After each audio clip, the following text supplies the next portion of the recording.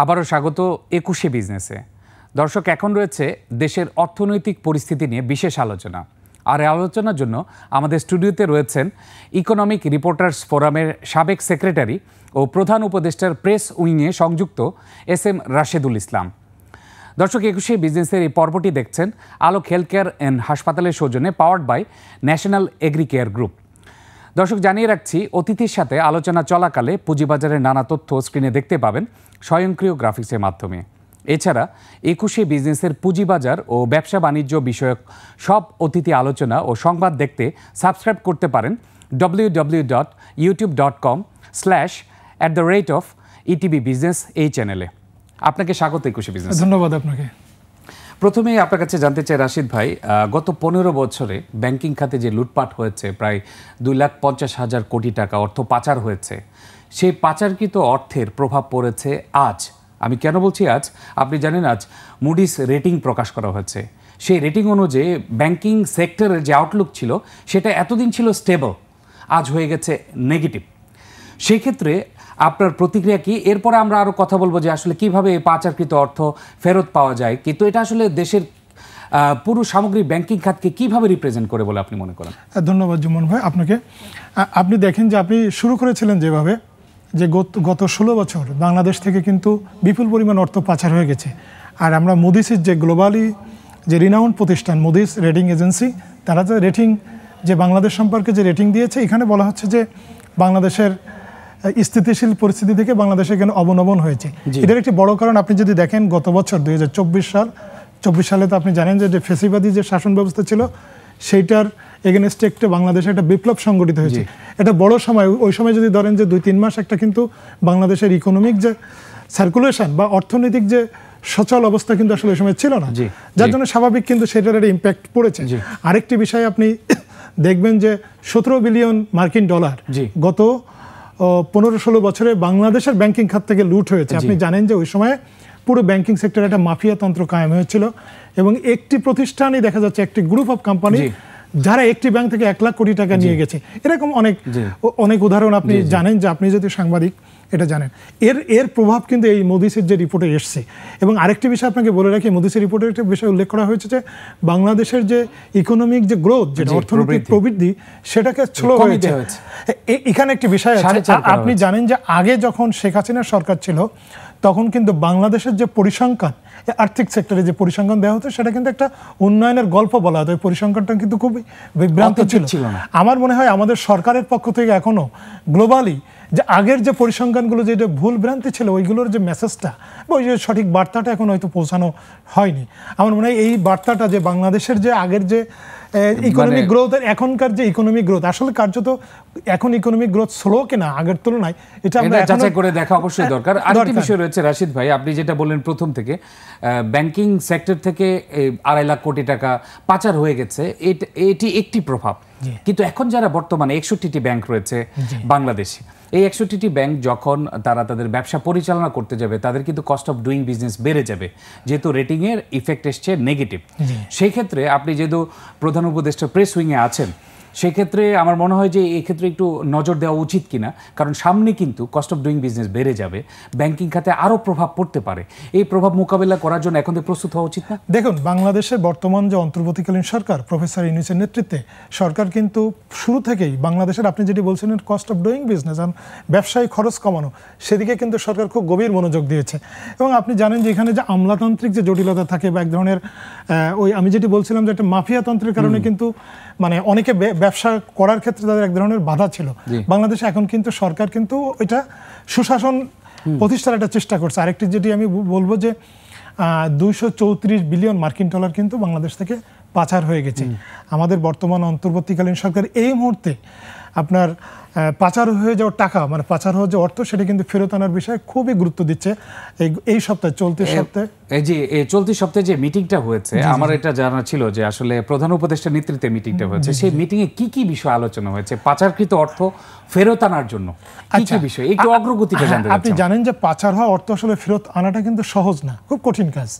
কিন্তু যেসব দেশে পাচার হয়েছে, খুব ইন্টারেস্টিং এবং অত্যন্ত খুশির খবর, যে আমাদের যিনি বর্তমান অন্তর্বর্তীকালীন সরকারের প্রধান, উনি জানেন যে সারা বিশ্বে উনি একজন সমাদৃত মানুষ। ওনার প্রতি আস্থা রেখে যেসব দেশে পাচার হয়েছে ওইসব অনেক দেশ থেকে বলা হচ্ছে যে আমরা টাকা ফেরত দেওয়ার ক্ষেত্রে মানে বাংলাদেশে সহযোগিতা করতে চাই। সেক্ষেত্রে কিন্তু একটা বাধা আছে যে বাংলাদেশে যে পাচার অর্থ ফেরত আনার ক্ষেত্রে আমাদের যে আইন আছে সে আইনটা ওই দেশের আইনের সঙ্গে হয়তো সেভাবে সামঞ্জস্যপূর্ণ না। এই জন্য তাদের ডিমান্ড আছে যে একটু আপনাদের এখানে একটা অধ্যাদেশ করেন, আইন করেন, যেটা পাচার টাকা ফেরত আনার ক্ষেত্রে একটা সামঞ্জস্যপূর্ণ অবস্থা তৈরি হয়।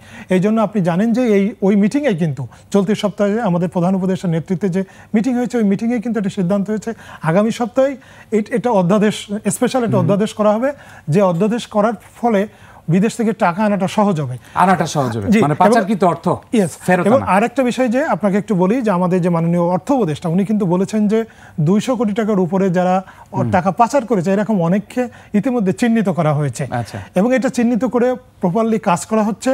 এবং আমাদের আপনি জানেন যে আমাদের প্রধান উপদেষ্টার একজন বিশেষ সহকারী এই সপ্তাহে নিয়োগ দেওয়া হয়েছে, যিনি অর্থ মন্ত্রণালয় দেখবেন।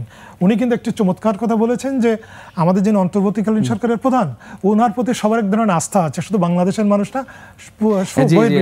আপনার এই কথার সাথে আসলে যুক্ত করতে চাই যে অনেকে টিউশন ফি বাবদ সন্তানকে 400 কোটি টাকার উপরেও পাঠিয়েছে।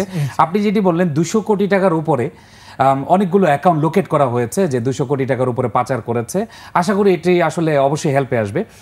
আরেকটি বিষয় জানার ছিল যে কতগুলো কান্ট্রির সাথে এরকম আলোচনা হচ্ছে যে পাচারকৃত অর্থ ফেরত আসার জন্য আনুমানিক, যদি আপনি বলতে পারতেন। এক্স্যাক্টলি ফিগারটা আমি বলতে পারবো না, কিন্তু আপনি জানেন যে ইতিমধ্যে আমাদের সাবেক যিনি প্রধানমন্ত্রী ছিলেন ওনার পরিবারের কিন্তু বিভিন্ন দেশে টাকা পাচারের তথ্য পাওয়া গেছে। সেখানে মালয়েশিয়া, সম্ভবত সিঙ্গাপুর সহ 5টি দেশের তথ্য পাওয়া গেছে। তখন ওই 5টি দেশ তো নিশ্চয়ই আছে যে তারা মানে তারা সহযোগিতা করতে চায়। আরও এর বাইরে তো কানাডা আছে, তারপরে আপনি জানেন যে ইউকে আছে, এবং আপনি জানেন যে সুইজারল্যান্ডও কিন্তু বাংলাদেশের যে অর্থ পাচার ফেরত আনার ক্ষেত্রে সহযোগিতা করতে চাই সুইজারল্যান্ড সরকার। তা আমি যেটি বলছিলাম যে আমাদের মাননীয় প্রধান উপদেষ্টার প্রতি যে আস্থা আছে আমরা বিশ্বাস করতে চাই, এবং আমি বিশ্বাস করি ব্যক্তিগতভাবে যে আমরা হয়তো এই অর্থ পাচার ফেরত আনার ক্ষেত্রে আমরা একটা সফলতা দেখতে পাবো। তবে রাশিদ ভাই, আমি একটু বলতে চাই যে সবাই আসলে রেজাল্ট দেখতে চাই। আপনি জানেন যে 6 মাসের উপরও হয়ে গেছে, আর পাচারকৃত অর্থ যদি অল্প টাকাও ফেরত আসে তাহলে কিন্তু একটা কনফিডেন্স চলে আসবে পুরো অর্থনীতিতে, যেটার প্রতিফলন হয়তো আমরা মুডিজ রেটিং এ দেখতে পাবো। আপনি যেটি বলছেন আগামী সপ্তাহে হয়তোবা অধ্যাদেশ আকারে আসতে পারে, এবং এটা তো ড্রাফট প্রায় রেডি আছে, রাইট? এবং আপনারা 200 কোটি টাকার উপরে যারা লোকেট করেছেন এবং দেশগুলো আনতে রাজি আছে, এক্ষেত্রে সবাই স্বতঃস্ফূর্তভাবে হেল্প করবে আশা করি। পরবর্তী পদক্ষেপ কি হবে? আসলে আমি যদি এখন নির্বাচিত সরকারের রোডম্যাপও চিন্তা করি আগামী 1-2 বছর পরে, এরকম তো না যে কয়েকদিন পরে এটা আবার বন্ধ হয়ে যাবে। এই প্রসেসটা যেন অনগোয়িং থাকে, সেটার জন্য কি করছেন আপনারা? না, এটা আমাদের অন্তর্বর্তীকালীন সরকার, এখন যে সরকার আছে, আমি তো আপনাকে বলেছি যে একদম ডিয়াউন থেকে কিন্তু আমাদের যিনি মাননীয় প্রধান উপদেষ্টা উনি যতগুলা দেশের সরকার প্রধান হোক বা ওয়ার্ল্ড ব্যাংক থেকে শুরু করে প্রত্যেকটা প্রতিষ্ঠানের প্রধানদের সঙ্গে যখনই উনি মিটিং করেছেন উনি কিন্তু বলছেন, তাদের কাছে খুবই আকুতি জানাচ্ছেন যে আপনারা আমাদের পাচারকৃত অর্থ ফেরত আনার ক্ষেত্রে আপনারা সহযোগিতা করুন। আমি শুধু এটুকু বলবো যে আগামী নির্বাচনের পরে আমাদের যে ইলেকটেড গভর্নমেন্ট আসবে যেটি, তারা এই যে এখনকার যে ধারাবাহিকতা এই প্রফেসর ইউনূসের নেতৃত্বে যে ধরনের টাকা পাচার হওয়া, টাকা ফেরত আনার ক্ষেত্রে যে প্রচেষ্টা, এই ধারাবাহিকতা যেন অক্ষুণ্ণ রাখে। জি, আমরা আশা করি সেটা।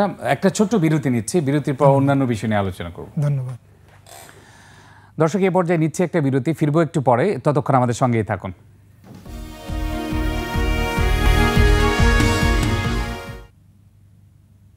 আবারও স্বাগত 21শে বিজনেসে। দর্শক, বিরতির আগে অর্থনৈতিক পরিস্থিতি নিয়ে কথা বলছিলাম ইকোনমিক রিপোর্টার্স ফোরামের সাবেক সেক্রেটারি ও প্রধান উপদেষ্টার প্রেস উইংয়ে সংযুক্ত SM রাশেদুল ইসলামের সঙ্গে। প্রিয় দর্শক, 21শে বিজনেসের এই পর্বটি দেখছেন আলোক হেলথ কেয়ার অ্যান্ড হাসপাতালের সৌজন্যে, powered by national agri care group. আমরা আবারও ফিরছি আলোচনায়। রাশিদ ভাই, আপনি যেটা বলছিলেন যে এই পাচারকৃত অর্থ ফিরিয়ে আনার যে প্রসেস, এটার জন্য ধারাবাহিক থাকে, সেটা আপনার চেষ্টা করছেন। এখন আমার প্রশ্ন হচ্ছে, ভবিষ্যতে যেন এরকম আর না হয়, অর্থ যেন পাচার করতে না পারে কেউ, সেই জন্য কোনো কিছু কি ভাবছেন আপনারা? না, দেখুন, আমার কাছে যেটা মনে হয় যে সরকার এখন যেটা করতে পারে, যা করতে হবে আমি মনে করি যে আমরা দেখেছি যে গত 17 বছর কী পরিমাণ টাকা পাচার হয়ে গেছে। যারা টাকা পাচার করেছে তাদেরকে দৃষ্টান্তমূলক শাস্তির ব্যবস্থা করতে হবে। যদি এইটা দৃষ্টান্তমূলক শাস্তির আওতায় আনা যায় তাহলে হয়তো আগামীতে এই পাচার রোধ করা যাবে এবং আগামীতে হয়তো এই ধরনের সাহস কেউ পাবে না। জি, এক্ষেত্রে আরেকটি বিষয় নিয়ে আসি, এখন অন্য প্রসঙ্গে আসি। রমজান মাসে এবার মনে হয় নিত্য প্রয়োজনীয় পণ্যের বাজার স্থিতিশীল ছিল অনেকেই বলছে, এবং আমরা রিপোর্টেও দেখেছি। এটার আসলে পেছনে কারণ কি? আচ্ছা দেখুন, আমার কাছে এবার খুব আমার মনে হয় মানুষ রমজানে এইভাবে খুব একটা অস্বস্তিতে নাই, এবার স্বস্তিতেই আছে। কারণ আপনি প্রতি বছর রমজান আসলেই দেখা যায় যে ভোজ্য তেল সহ নিত্য প্রয়োজনীয় জিনিসপত্রগুলোর দাম অনেক বেশি হয়ে যায় এবং এক ধরনের হাহাকার তৈরি হয়। কিন্তু আপনি সত্যিকার অর্থে এবার যদি দেখেন, অধিকাংশ নিত্য প্রয়োজনীয় পণ্যর যে মূল্য, সেটা কিন্তু গত বছর রমজান বা তার আগের বছরের তুলনায় অনেক কম। ভোজ্য তেলে একটু সমস্যা আছে, হ্যাঁ জি, ভোজ্য তেলে হয়তো ওইভাবে ম্যানেজমেন্টটা হয়নি। ম্যানেজমেন্ট আমি বলছি যে মূল্যটা এভাবে কমে নাই, বাট অন্যান্য পণ্যের ক্ষেত্রে কিন্তু আপনি যে সবজি থেকে শুরু করে আপনি বেগুনের কথাই ধরেন, যদি বেগুন কিন্তু হাহাকার তৈরি হয়ে যায়, কিন্তু এবার আর কি সমস্যা হয়নি। এবং এটার জন্য একটু জ্বালিয়েছে এবং এটার জন্য আমি সরকারকে সাধুবাদ ঠিক বলবো না, বাট আমি বলবো যে এক ধরনের যে সিন্ডিকেট বা ওইগুলো হয়তো এবার ভাঙতে সক্ষম হয়েছে সরকার। জি, অবশ্যই সাধুবাদ জানাই। এখন যদি আমাদের একটু সময় আছে, একটু পুঁজিবাজার নিয়ে আসতে চাই।